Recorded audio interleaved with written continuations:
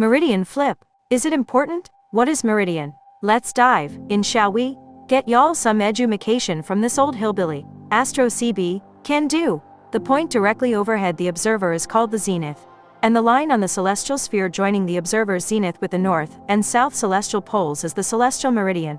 The meridian is an imaginary great circle on the celestial sphere that passes through the north and south celestial poles, and an observer's zenith. A deep space object being tracked on an equatorial mount will reach its furthest eastern axis. The mount will continue to follow the object as it sets into the west. This can throw off the balance of the mount even on a low horizon. Target? On objects near to zenith, this can actually cause the camera to bump the mount and damage equipment. This is why it's important to perform a meridian flip.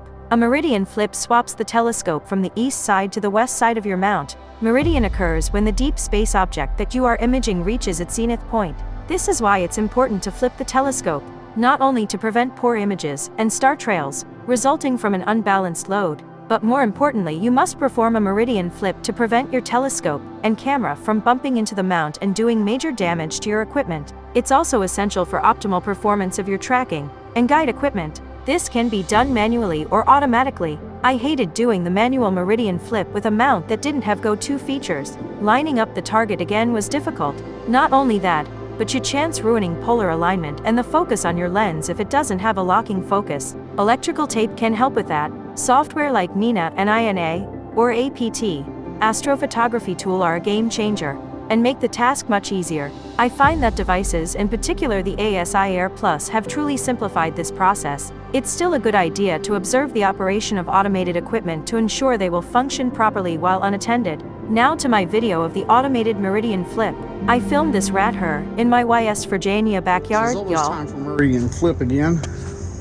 And the reason it does this is because when the mount goes so far, it's tracked from this way. Will go so far, if it keeps going, it's going to run into the legs of the tripod. So in order to avoid doing that, what it will do is a meridian flip. As you can see, now it's pointed straight up into the air. That means that my deep space object is straight up. So now it'll come over here and line up straight under the target again, but it will follow the other way as the target is setting in the west.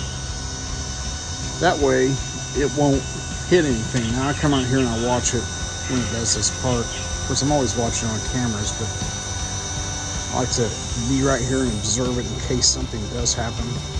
So far with the ASA Air, this little computer here that controls everything, it's been doing a really good job. Hasn't ran into itself.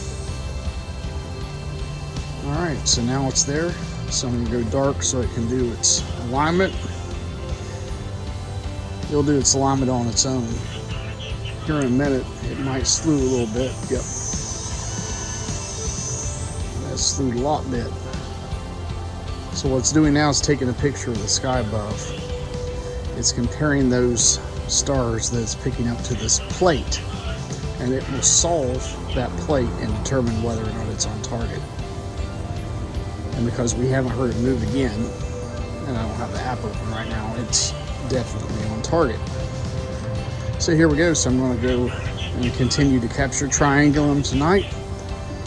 So far I've got almost 100 5-minute exposures of it, and I'm just going to go for a little while longer tonight because I'm tired, and then see what it stacks into.